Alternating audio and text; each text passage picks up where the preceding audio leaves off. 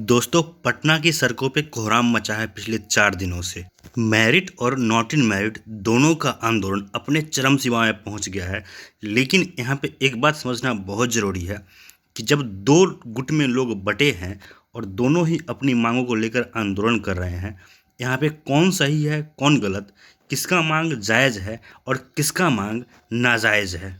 आज मैं किसी का पक्ष नहीं लूँगा।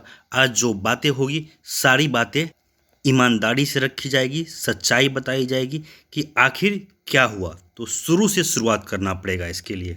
STET 19 नोटिफिकेशन 2019 में आता है। लाखों लोग फॉर्म भरते हैं इस उम्मीद में कि हम एक एग्ज़ाम देंगे, पास करेंगे, सीधी हमारी नियुक्ति होगी बिहार सरकार के सरकारी विद्यालयों में। यहाँ पर मैं एक बात पहले साफ कर दूं कि ना तो आप इस चीज़ को एज ए मेरिट वाले लीजिए और ना ही as a not in merit वाले लीजिए। आप लोग इसको सिर्फ और सिर्फ सच्चाई के तौर पे लीजिए। और अभी तक जो नासमझ या मासूम लोग ये नहीं समझ पाए हैं कि आखिर सरकार ने मेरिट नॉट मेरिट किया क्यों है, मेरी बातों को ज़रा ध्यान से समझिए। आप लोग खुद समझ जाएंगे कि सरकार ने मेरिट और नॉट इन मेरिट का खेल खेला क्यों। नोटिफिकेशन निकाला गया बिहार में शिक्षक बहाली के लिए। बहाली की प्रक्रिया बिहार में जो अपनाई जा रही थी पहले, उसमें ऐसा कंडीशन था कि आप बार बार घूम घूम के नियोजन इकाई में अप्लाई करते रहिए। और एक ऐसा कुचक्र चल रहा था बिहार में, जो अभी भी चल रहा है, जहाँ पे न तो सीट भरता है और न ही लोगों को जॉब मिल पाता है। इस कुचक्र को तोड़ने के लिए पहली बार यह निर्णय लिया गया कि हम एक एग्ज़ाम लेंगे STET 19 के नाम से, और इसी एग्ज़ाम के में आए स्कोर के आधार पे हम मेरिट बनाएंगे और उतने ही लोगों को सर्टिफिकेट देंगे जितना हमारे पास रिक्तियाँ होंगी। मतलब कि सरकार का इरादा साफ था, जितनी रिक्ति उतना सर्टिफिकेट, उतने ही लोग आगे बढ़ेंगे और उतने ही लोगों को यह उम्मीद दी जाएगी कि आपको जॉब होने वाला है और उतने ही लोग आगे बढ़ेंगे। यहाँ तक सब ठीक था, लेकिन समय बदला, निज़ाम बदल गया। जी हाँ, नए शिक्षा मंत्री आए। जिस समय यह फॉर्म आया था उसमें शिक्षा मंत्री कोई और थे। नए शिक्षा मंत्री आए, उन्हें यह बात साफ साफ समझ में आ गया कि अगर बहाली सीधे इस मेरिट के आधार पे अगर हो गई तो जो नियोजन इकाई से लाखों नहीं करोड़ों का वसूली होता है, वो वसूली रुक जाएगी। पहला पॉइंट।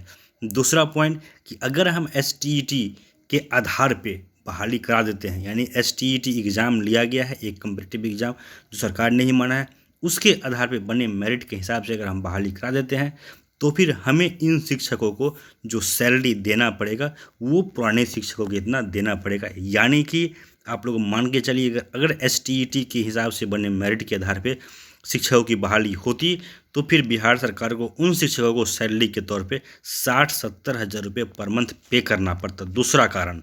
और तीसरा सबसे इम्पोर्टेंट कारण यह था कि बिहार सरकार का जो शिक्षा विभाग है वो यह चाह रहा था कि इस बहाली को डिले करना है, लंबा खींचना है।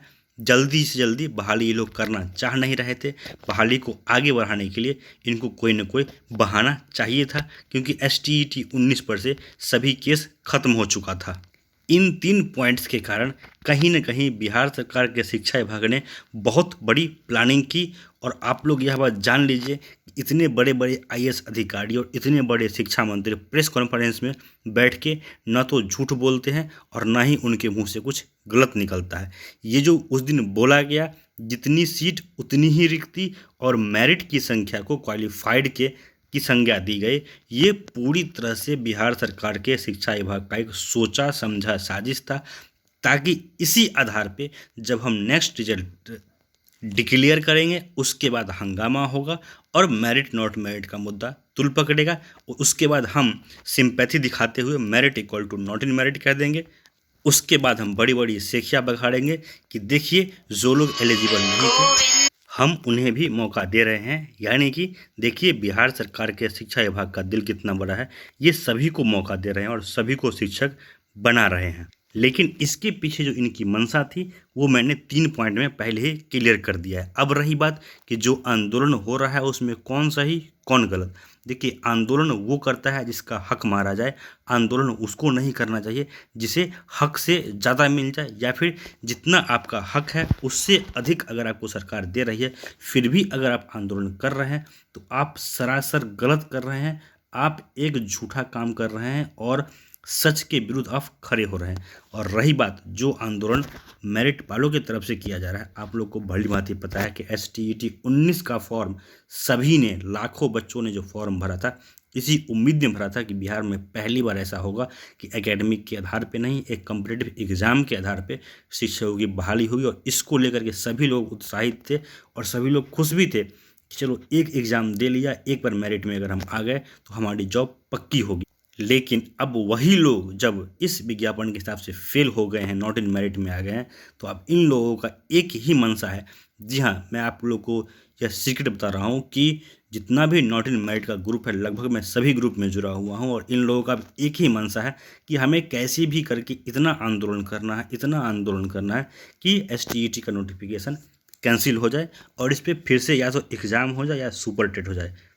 लेकिन इन नॉट इन मेरिट वाले जालसाजों को इतना पता नहीं है कि मेरिट वालों ने हाथों में चूड़ियाँ नहीं पहन रखी है। जिस दिन ऐसा हो जाएगा, पूरी तरह से पटना की सड़कों पे सिर्फ और सिर्फ मेरिट वाले ही नजर आएंगे। और नॉट इन मेरिट वालों, आप कान खोल के सुन लो, अभी आप लोगों ने बस झांकी देखा है, पूरा जंग अभी बाकी है। बहाली सिर्फ और सिर्फ मेरिट लेगा, इसके लिए कुछ भी हो जाए, क्योंकि तुम नॉट इन मेरिट वालों का हरकत देख करके अब मेरिट वालों ने प्रण ले लिया है कि अब हमें योगदान नहीं बलिदान देना होगा तो बलिदान देंगे।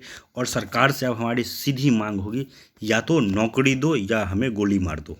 क्योंकि सही मायने में अगर देखा जाए तो युद्ध अभी शुरू हुआ है, मेरिट वालों का लड़ाई अब स्टार्ट ही हुआ है।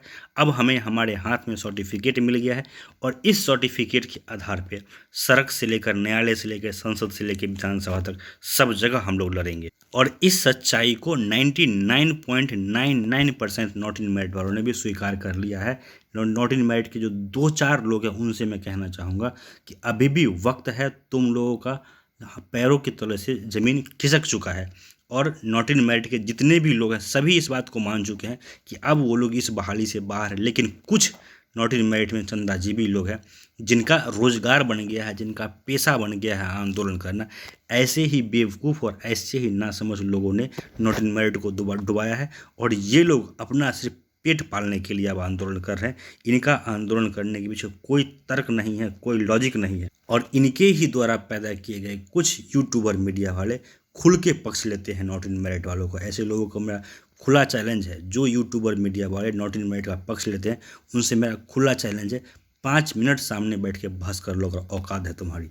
दोस्तों, इस वीडियो में इतना ही। और जाते जाते मैं आप लोगों से एक ही बात कहूँगा कि मेरिट अजर अमर है, मेरिट कभी एक कदम भी आगे पीछे डिगने वाला नहीं है। और STET 19 में पहली बहाली अगर किसी की होगी तो वो सिर्फ और सिर्फ मेरिट वालों की होगी।